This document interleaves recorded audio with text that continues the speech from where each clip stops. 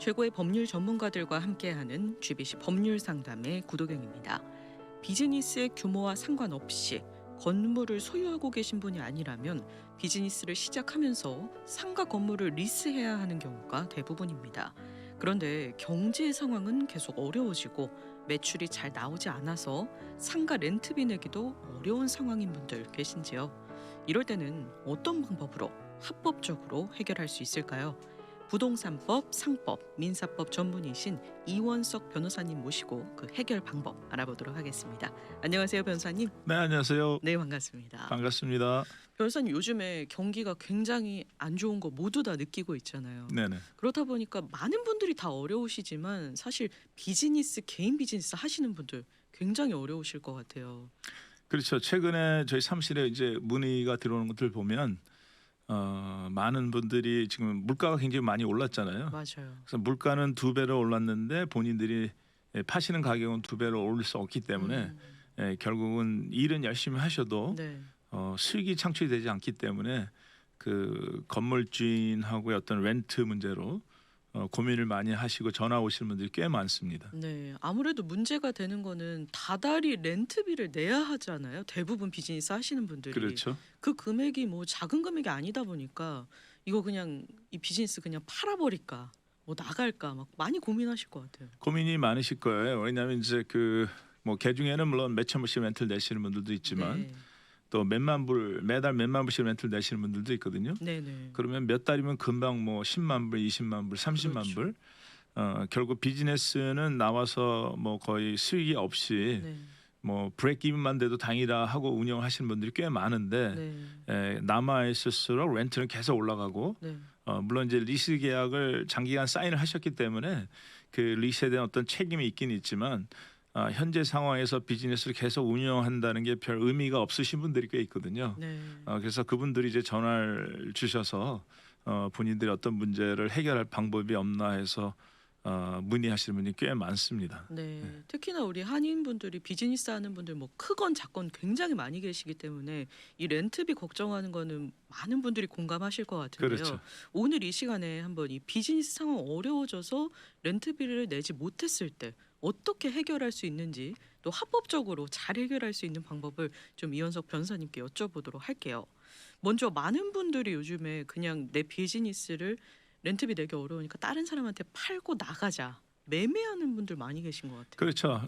제가 보기엔 뭐 여러 가지 방법이 있습니다만 좋은 방법 중에 하나가 현재 본인의 비즈니스, 물론 이제 이런 상황에서 비즈니스를 팔게 된다면 네, 본인이 예를 들어서 많은 돈을 사셨지만 구입하실 때 네, 지금 파는 가격은 뭐 헐값에 파실 수밖에 없겠죠. 맞아요. 그래서 헐값이라도 누가 사겠다고 하면 상황을 이제 판단을 해보시고 그분이 오셔서 렌트를 잘 내주신다면 최소한 그래도 건물주한테 렌트를 내야 되는 어떤 책임이 네, 물론 본인이 아직 남아 있긴 하지만 네, 새로 비즈니스 구매하는 분이 렌트를 리스 기간 끝날 때까지 잘 내주신다면 네, 적어도 본인은 그 건물주한테 갚아야 될 렌트에 대한 어떤 책임을 면할 수 있기 때문에 네, 네, 보통 이제 첫 번째로 제가 먼저 말씀을 드리는 게 바이어가 있으면 바이어한테 팔고 네, 그 바이어가 그 렌트를 내게 하도록 하자 네. 하는 게 이제 한 가지 방법일 수가 있겠죠.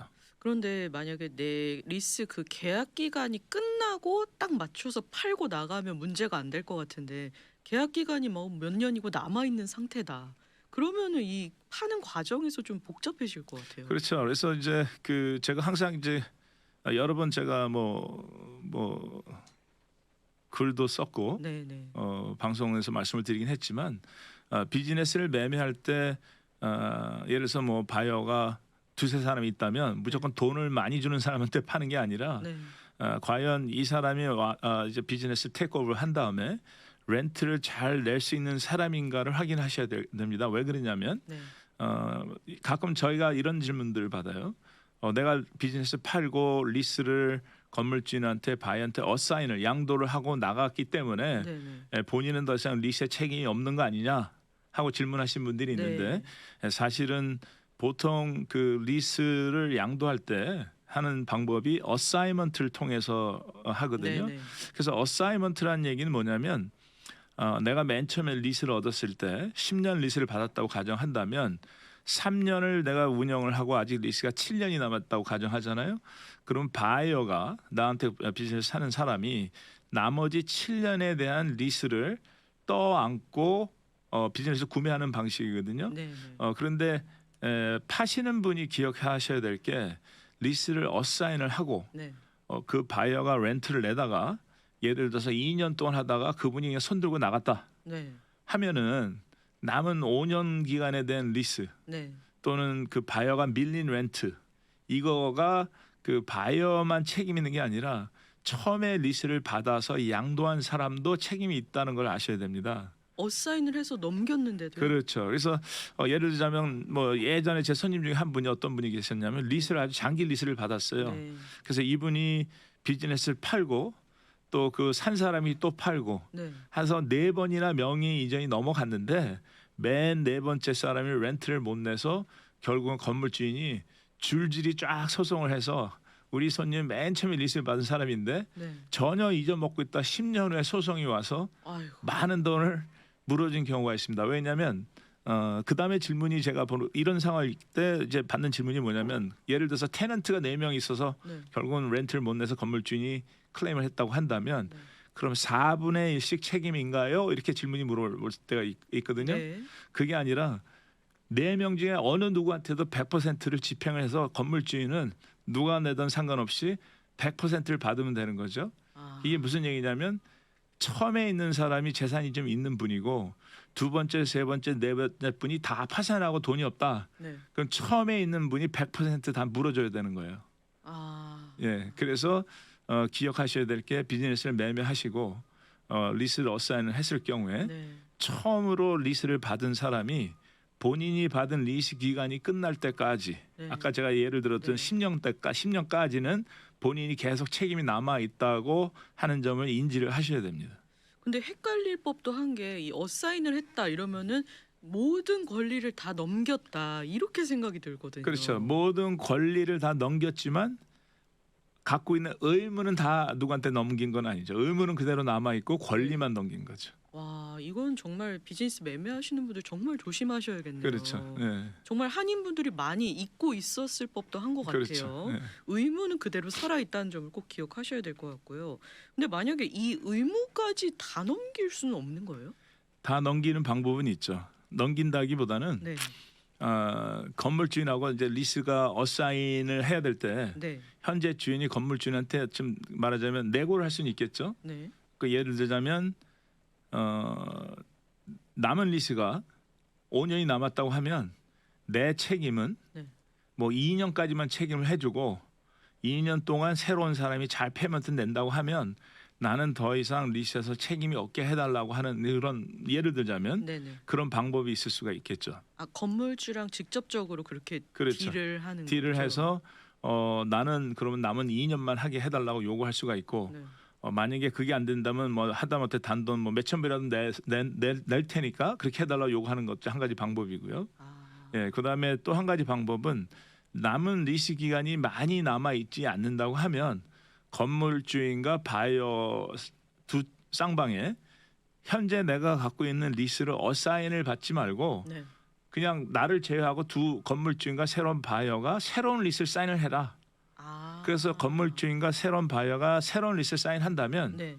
내 리스는 이제 없어지게 되기 때문에 아. 거기에 대한 책임을 면할 수가 있겠죠. 그거는 리스 기간이 조금만 남았을 때만 그렇죠. 왜 가능하겠죠. 제가 그렇게 말씀드리냐면 리스 기간이 많이 남았을 때 건물주인 보고 새 리스를 하라고 하면 해주는 사람이 거의 없습니다. 그렇죠. 네네. 네. 네. 근데 건물주 입장에서는 어쨌든 한 명한테 그 책임을 묻는 것보다는 여러 명한테 책임 물어놓고 나중에 혹시나 상황을 대비해서 그렇죠. 건물주 입장에서는 바이어가 만약에 렌트를 제대로 안 낸다면 네, 바이어한테만 책임을 지는 것보다 네, 그 전에 누구라도 또 자기가 책임을 물을 사람이 있다면 그 책임 물을 사람이 많으면 많을수록 이 사람한테 못 받으면 그 사람은 다른 사람한테 받으면 되니까 네, 네, 가능하면 리스를 어사인을 하게 하고 네. 새로운 리스나 뭐 이런 걸 주려고 하지는 않죠.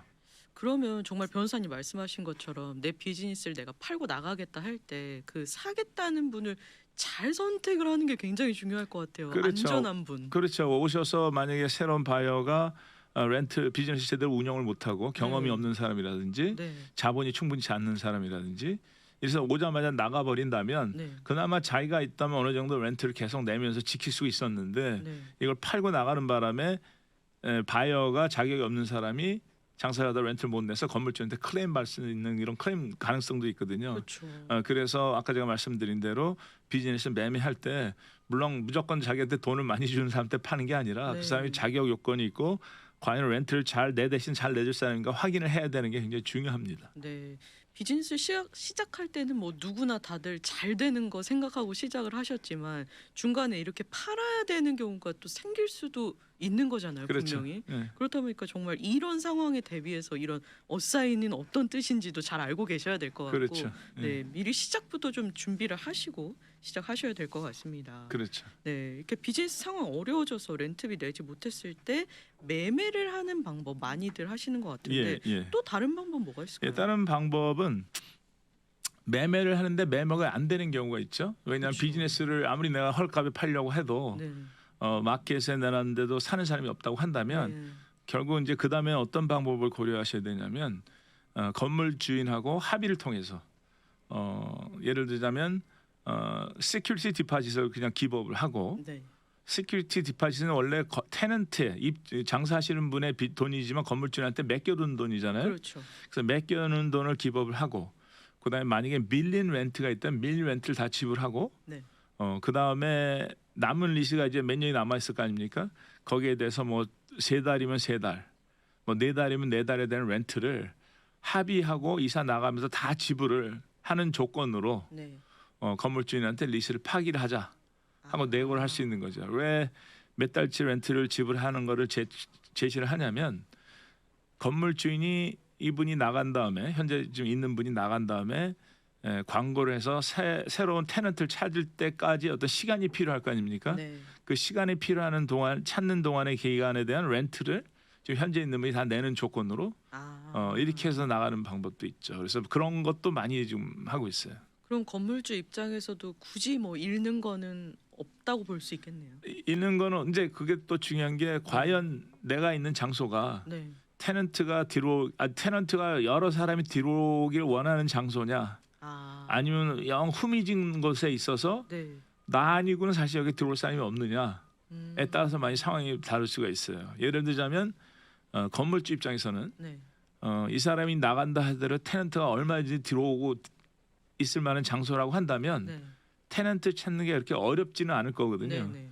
그렇다면 자기가 몇 달 동안 테넌트를 찾는 렌트를 받고 현재 렌트를 안 내고 있는 사람보다는 누군가 새로 들어서 렌트를 잘 낼 사람이 얼마든지 살 수 있다고 생각한다면 네.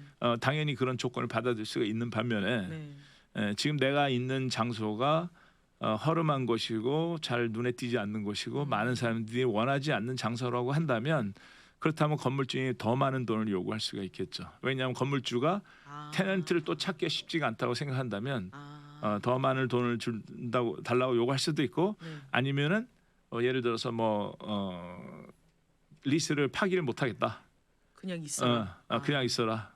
거기에 대한 책임을 좀 다 져라. 네. 이렇게 할 수 있죠. 물론 이제 그 합의가 되느냐 안 되느냐는 또 다른 조건을 또 생각을 해야 될 거예요. 네. 지금 현재로 있는 테넌트가 재정상으로 재산이 많은 사람이냐, 재산이 없는 사람이냐. 네. 재산이 없고 좀 어려운 사람이라고 한다면 이제 뭐 변호사들이 상대방을 설득을 시키죠. 만약에 이렇게 해서 우리가 뭐 시큐리티 디파짓하고 밀린 렌트하고 네.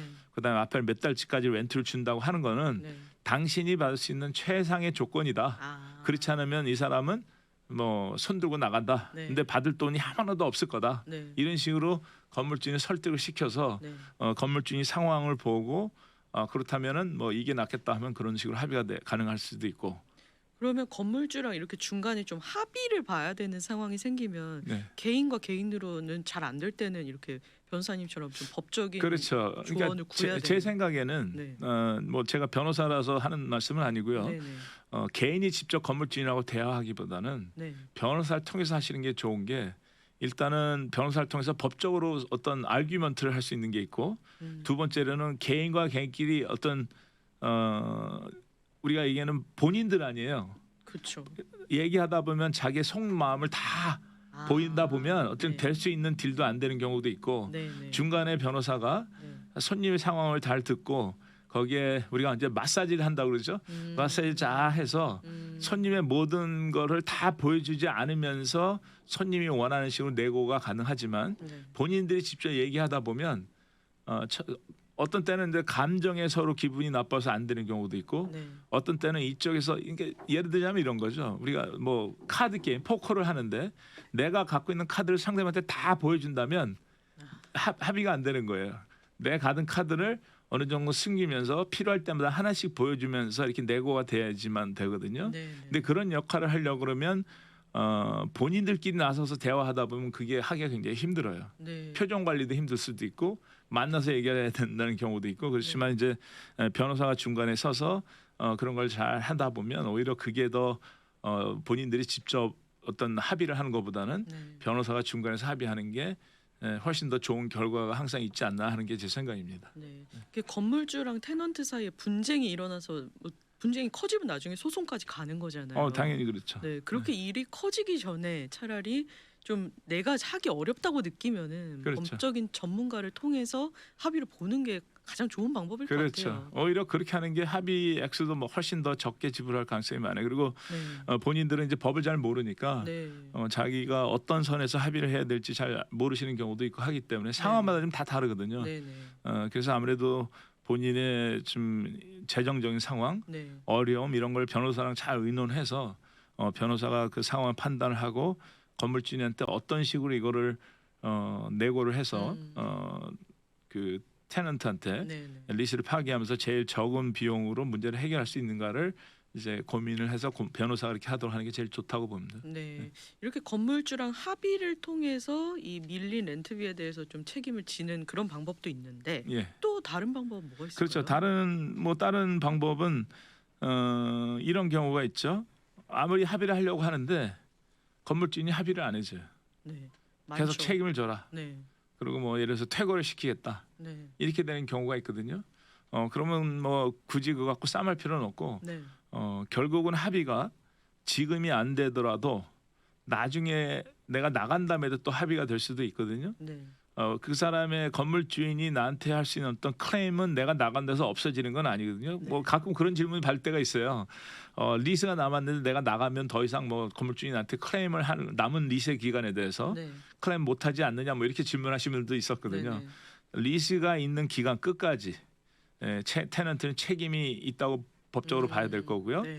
그래서 그게 계약대로 실천이 안 될 경우에는 건물주인은 테넌트를 상대로 어떤 그 남은 리스에 대한 책임을 요구할 수 있는 어떤 권리가 있고요. 네. 근데 한 가지 제가 말씀을 드려야 될 거는 건물주인은 테넌트가 이사 나간 다음에 남은 리스 기간 동안에 어떤 자기 손해잖아요. 그렇죠. 렌트를 못 받으니까 네.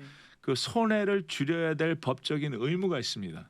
무슨 얘기냐면 리스가 5년이 남았어요. 네. 그럼 건물주인이 5년을 아무런 일 안 하고 무조건 비워놓고 테넌트한테 다 책임을 지라고 한다면 테넌트 입장에서는 법에 의해서 아까 제가 말씀드린 대로 건물주인은 건물주인대로 자기의 손해를 줄여야 될 법적인 의무가 있다고 얘기를 했잖아요. 네. 그럼 당신은 그 의무를 위해서 무엇을 했느냐? 광고를 내서 테넌트를 찾아봤느냐? 뭐 이런 걸 요구할 수가 있거든요. 네.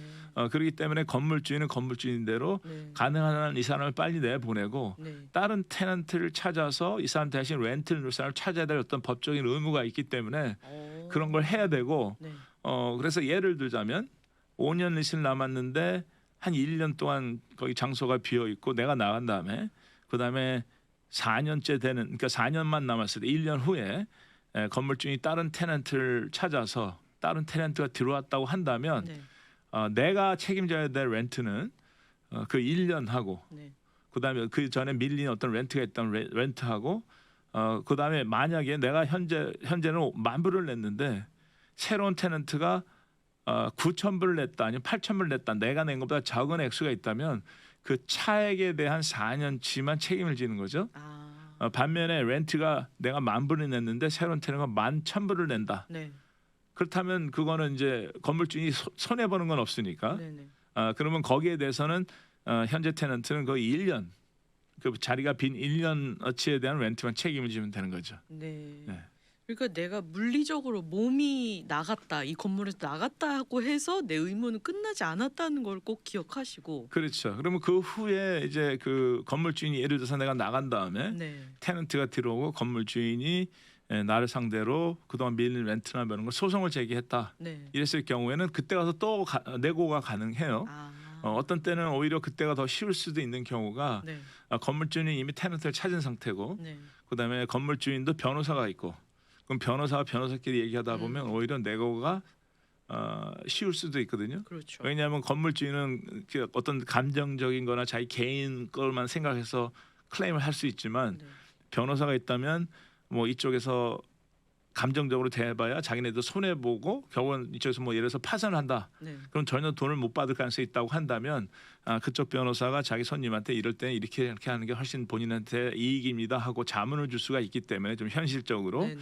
그랬더니 경우에 따라서는 변호사가 있는 경우가 더 해결이 쉽게 될 가능성도 있고 네. 예, 그래서 만약에 건물주인하고 내고가 안 된다면 자진해서 나가는 조건을 하고 건물주인과 좋은 관계를 유지하고 그래야지만 항상 우리가 나갈 때더라도 나중에 합의할 수 있다는 이런 생각을 갖고 만약에 맞아요. 감정적으로 싸움하고 막 장소를 망가뜨리고 막 이러고 나왔다면 그 건물주인은 화가 나서 계속 또 클레임을 더 할 수가 있거든요. 네네. 그러니까 나올 때라도 청소를 깨끗이 해주고 일단 나온다 하고 서로 통보를 하고 이렇게 하는 게 제일 좋다고 봅니다. 네. 근데 최악의 경우에는 렌트비 막 정말 몇 달이고 몇 년이고 밀린 분들이 나중에 가서 나 돈이 없다, 파산하겠다, 이런 분들도 계신 걸로 알아요. 물론 그렇죠. 파산을 할 수 있죠. 파산하면 모든 빚은 다 탕감이 되는 거고 네. 물론 이제 파산을 하게 되면 파산을 하지 못하는 빚들도 있긴 하지만 네. 이 건물 주인한테 렌트를 못 내서 파산하는 거는 이제 그 탕감이 가능한 거고요. 밀린 렌트비는 그럼 파산하면 다 없어지는 건가요? 다 없어지죠. 아. 탕감이 없어지죠. 그래서 이제 그 얘기가 나와서 잠깐 말씀을 드리는데 네. 결국 이제 리스를 사인한 당사자가 누구냐가 굉장히 중요해요. 네. 무슨 얘기냐면 리스를 맨 처음에 사인을 할 때 주식회사를 설립해서 주식회사가 테넌트라고 생각한다면 그리고 나중에 렌트를 못 내서 리스가 파기되고 나왔다. 자진해서 나왔던 퇴근을 당해서 나왔던 한다면 그 리스의 책임은 내 개인이 책임 있는 게 아니라 네. 그 리스를 사인한 코퍼레이션이 책임이 되겠죠. 네. 그래서 만약에 코퍼레이션이 비즈니스를 위해서 만드는 코퍼레이션이어서 장사를 하다가 렌트를 못 내고 일찍 나왔잖아요. 네. 그러면 코퍼레이션이 자산이 하나도 없다면 사실 엄격히 말하면 파산할 이유도 없어요. 왜냐하면 코퍼레이션 자체가 자산이 없기 때문에 다들 건물 주인이 클레임한다 하더라도 네. 지불할 것도 없고 뺏어갈 것도 없고 아. 내가 뺏긴 것도 아니고 코퍼레이션이기 때문에 네. 걱정하실 필요는 없는데 현실적으로 볼 때 많은 경우가 건물 주인이 테넌트가 코퍼레이션이나 뭐 LLC일 경우에 개인한테 그 회사의 주인인 개인한테 퍼스널 개런티를 하라고 그러죠. 연대 보증을 하라고 해서 사인시키는 경우가 대부분이거든요. 네. 그런데 이제 그래서 개인이 연대 보증을 사인을 한다고 하더라도 그 당시에 한 가지 하실 수 있는 게 뭐냐면 리스를 예를 들어서 5년 플러스 5년을 받는다고 하면 네. 내고를 리스를 내고 할 때 조건을 어떤 조건을 닿냐면 코퍼레이션이 리스가 되고 개인이 퍼스널 개런티를 해주는데 네. 조건이 5년 플러스 5년 10년 동안 개런티하는 게 아니고 3년 동안 렌트를 늦지 않고 잘 낸다면 내 개인 이름은 리스에서 더 이상 책임이 없이 해달라고 요구를 해서 리스를 사인한다면 3년 동안 잘 내신다면 그 후에 만약에 장사가 안 돼서 그 자리에서 나오게 된다면 그러면 사실은 파산할 필요도 없겠죠. 그러네요. 근데 많은 분들이 이건 잘 몰라요. 네네. 네, 그냥 개인이었으면 개인 하나보다 네. 그리고 사인하시고 네. 이 자리에서 제가 또 한 가지 말씀드릴 수 있는 건 꼭 부부가 다 있는데 부부 이름 다 넣으시는 분들이 있어요. 네. 이거는 사실은 말하자면 liability란 말이죠. 네. 내가 뭐 재산을 받는 게 아니라 문제 생겼을 때 내가 책임을 지겠다고 사인하는 거기 때문에 가능하면 남편이면 남편, 와이프면 와이프 한 번만 사인하는 게 오히려 나중에 문제 생겼을 때 데미지 컨트롤하기가 훨씬 쉽고 네. 여러 가지 편에서 편리하기 때문에 네. 건물 주인이 꼭 부부와 다 사인하지는 안 된다고 하지 않으면 네. 자진해서 남편하고 와이프가 같이 사인하지 말라고 말씀을 드리고 싶어요. 아. 네, 가끔 부부끼리 서로의 어떤 공동 재산이라고 생각해서 네. 당연히 남편이 들어가면 와이프도 들어가야 되고 아니면 와이프가 들어가면 남편도 들어가야 된다고 생각해서 이걸 재산으로 생각하시는 분들이 네, 있는데 네. 사실 리스 사인하는 건 재산이기도 하지만 반면에 아까 제가 말씀드린 의무일 수도 있기 때문에 네. 가능하면 이런 liability는 husband이면 husband, wife면 wife 둘 중에 한 분이 네. 사인하시고 어떤 그 책임, 개인적인 책임은 몇 년까지만 하는 걸로 내고를 해서 그렇게 하시는 게 참 좋다고 생각이 듭니다. 네. 네. 비즈니스를 할 때 뭐 대부분의 분들이 이렇게 렌트를 필요로 하잖아요. 그렇죠. 뭐 정말 인터넷으로 그렇죠. 사업을 하지 않는 그렇죠. 이상은. 예. 근데 이 렌트할 때는 정말 처음에 잘 계약서 작성하실 때 리스 계약서도 잘 보시는 것도 중요하지만 이렇게 중간에 내가 비즈니스 어려워져서 중간에 나갈 수도 있다. 이 부분도 꼭 염두를 해 두셔야 되는 것 같아요. 그렇죠. 근데 사실은 뭐 지난 뭐 장기간 동안 네.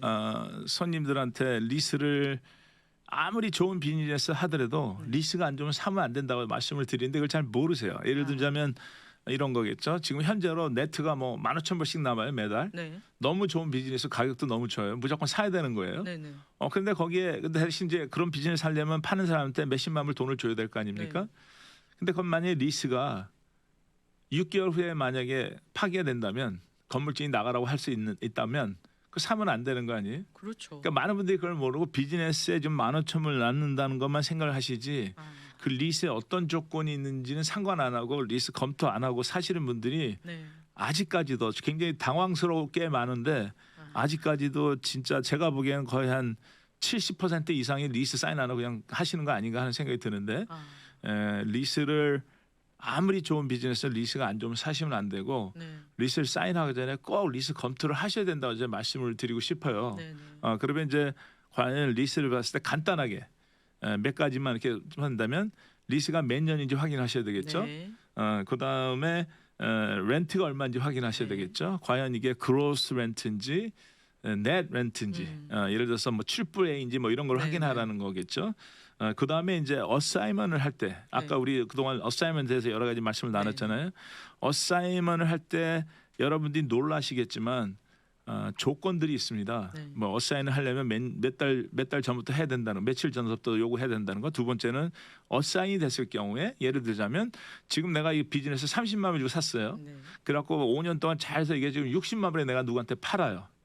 그러면 리스 조항에 어사이먼트에 어떤 조항이 있냐면 내가 산 게 30만 불이고 파는 게 60만 불이면 여기서 장사해서 생긴 순이익이 그 비즈니스 그대로 내가 장사를 잘해서 파는 건데 네. 30만 불의 순이익 있잖아요. 네. 그걸 다 건물주인한테 줘야 되는 이런 조항도 있고요. 아. 근데 그걸 모르는 분들이 굉장히 많고 네, 네. 그다음에 또 어사이먼트 요구했을 때 건물주인이 어사이먼트에 예스도 할 수 있고 노도 할 수 있고 또 한 가지 조건이 뭐냐면 어사이먼을 요구하기 때문에 당신도 나가라고 하는 그럴 수 있는 사항도 있고요. 네, 네. 그다음에 리로케이션이라고 현재 장소에서 딴 데 가라. 근데 예를 들어서 식당 같은 건 장비 투자가 많이 되잖아요. 맞아요. 몇십만 불씩. 네. 그러면 그 투자된 액수를 다 주는 게 아니라 100불, 1000불 줄 테니까 다 가서 다시 하라는 거죠. 네. 뭐 이런 거라든지 뭐 여러 가지가 있어서 네. 리스를 잘 검토하시는 게 굉장히 중요합니다. 네, 맞습니다. 네, 네. 이렇게 비즈니스 크고 작은 규모에 상관없이 정말 처음 딱 시작하실 때 법적으로 전문가랑 만나 뵙고 그 계약서도 좀 한번 확인을 쭉 같이 하시는 게 가장 안전한 방법이지 않을까. 제가 보기엔 그렇습니다. 네, 생각이 네. 듭니다. 네네.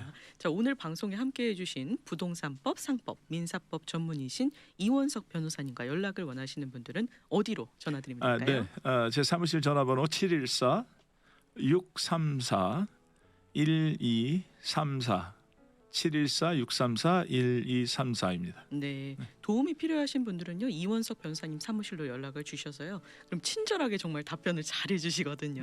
네, 도움 필요하신 분들 꼭 법적인 조언을 구하시고 비즈니스 시작하시면 좋겠습니다. 자, 오늘도 함께해주신 이원석 변호사님 감사하고요. 저희는 다음번 이 시간에 또 찾아뵙도록 하겠습니다. 고맙습니다. 감사합니다.